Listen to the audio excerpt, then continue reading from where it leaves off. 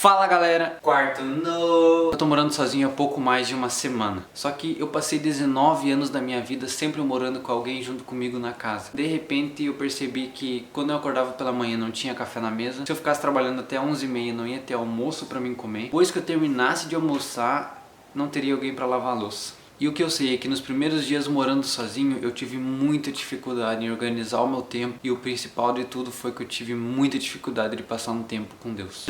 Sim, é verdade esse bilhete. Conforme eu tinha que fazer as coisas, lavar a louça, limpar a casa, fazer o meu trabalho com a fotografia, eu percebi que começava a passar as horas e também junto à distração do celular. Chegava o final do dia, eu não tinha passado nem um tempinho com Deus, não tinha lido a Bíblia, não tinha aprofundado nem um pouquinho no meu relacionamento com Ele. Por que é que eu tô compartilhando isso com vocês? Porque é muito comum que não só eu, mas também você que tá aí, se viciar nas tarefas do dia a dia. E a verdade é que fazendo isso nós estamos pecando. Tá dizendo que é errado eu lavar a louça? Graças a Deus eu vou parar de lavar agora. Não, lavar a louça é bom. O pecado está quando a gente prioriza fazer essas coisas ao invés de passar nosso tempo com Deus. Assim como fala na palavra em Lucas capítulo 10, versículo 39. Jesus chegou até um povoado com seus discípulos e foi recebido na casa de Marta. Então a Bíblia comenta: Maria, irmã de Marta, ficou sentada aos pés do Senhor, ouvindo a sua palavra. Marta, porém, estava ocupada com muito serviço. E aproximando-se dele, perguntou: Jesus, não te importa que a Maria fique aí nos seus pés te escutando ao invés de vir me ajudar? Diz para ela vir aqui, por favor.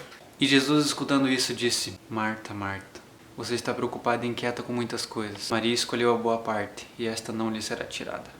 A primeira vez que eu escutei isso, eu fiquei pensando: meu Deus, mas por que é que Marta está errada? Afinal, ela se preocupou em ser hospitaleira, receber Jesus, se preocupou em preparar a casa, agitar as coisas do almoço para que eles pudessem passar esse momento ali. E Maria estava lá, só escutando, e provavelmente antes de Jesus chegar, Maria devia estar ajudando Marta, por isso que ela ficou tão incomodada com isso. Mas hoje, lendo a Bíblia, a gente consegue entender que Marta era uma pessoa que era muito preocupada, inquieta com as coisas do dia a dia, viciada nas tarefas. Maria entendeu que o Jesus estava ali por um tempo limitado. Logo ele morreria, ou então logo ele sairia daquela casa, e provavelmente ela nunca mais teria essa oportunidade de escutar o Senhor, Filho de Deus, em carne e osso na frente dela. Enquanto Marta preferiu continuar com as tarefas do dia a dia. Estava tão cega com suas obrigações que não pôde perceber o valor daquele momento.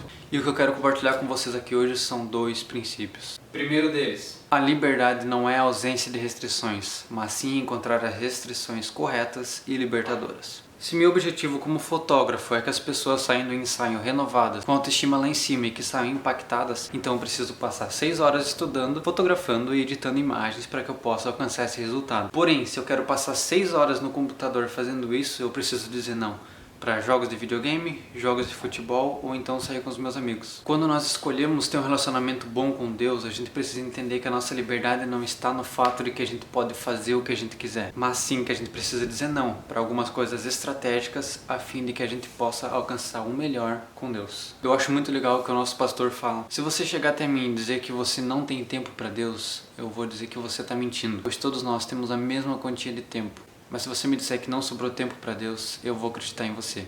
Porque realmente você pode ter se ocupado tanto no seu dia que chegou o final do dia você não tem nem forças nem condições de orar ou ler a Bíblia ou então passar algum tempo de aprofundamento do seu relacionamento com Deus. Só que você não pode esperar que sobre tempo para entregar para Deus. Você precisa arrumar o seu tempo para Deus. Se você arruma tempo para comer, se você arruma tempo para dormir, se você arruma tempo para passar com a sua família, então você também tem tempo para passar com Deus. Mas você precisa dizer não e renunciar muitas coisas do seu dia para poder colocar Deus nesse lugar.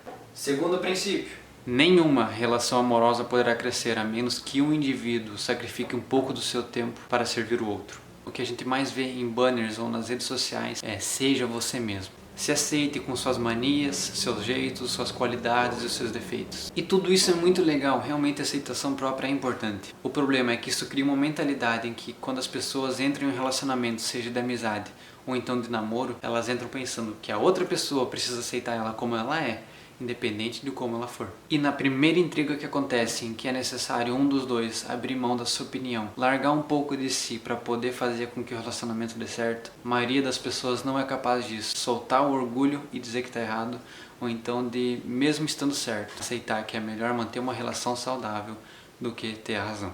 E quando a gente para pensar no nosso relacionamento com Deus, a gente percebe que Deus foi a pessoa que mais cedeu por nós. Mandou seu Filho morrer numa cruz para que nós pudéssemos ter a opção da salvação. Não pelos nossos esforços, porque se fosse depender disso, a gente nunca conseguiria. Tudo que Deus quer hoje é que você diga não para algumas coisas do seu dia a dia, para você passar um momento com Ele. Então o que é que nós precisamos fazer? A gente precisa entender que nós somos viciados, vícios que tomam nosso tempo, seja no celular, de sair com os amigos, seja vícios alimentares ou então comportamentos. Muitas coisas que nós estamos aprisionados e que nós necessitamos nos libertar para que a gente possa viver uma vida segundo a vontade de Deus e poder dar o tempo que Ele merece que a gente dê. Só que a má notícia de tudo isso é que a gente não é capaz de fazer isso. Mesmo que a gente se esforce muito, a gente sempre vai voltar a cair e sempre vai pecar, se mantendo aprisionado sempre. Só que a boa notícia é que em João capítulo 8, versículo 34, Jesus fala: todo aquele que vive pecando é escravo do pecado. O escravo não tem lugar permanente na família, mas o filho pertence a ela para sempre. Portanto, se o filho os libertar, vocês de fato serão livres. E o que fala em João capítulo 13, versículo 16? E Deus amou o mundo de tal maneira que deu seu Filho unigênito, único Filho, para que todo aquele que nele crer não pereça, mas tenha vida eterna. Então, gente, através de Cristo nós já fomos libertos. Somente com Ele e através dele a gente consegue vencer esses vícios, vencer esses nossos costumes que nos tiram o tempo de Deus. E a partir daí a gente consegue finalmente ter um relacionamento saudável e que vai nos levar a uma vida plena em Cristo Jesus. Que Jesus te abençoe muito, que você possa mudar a sua vida a partir daqui. E não se esqueça, nós somos cópias de Jesus. Até mais.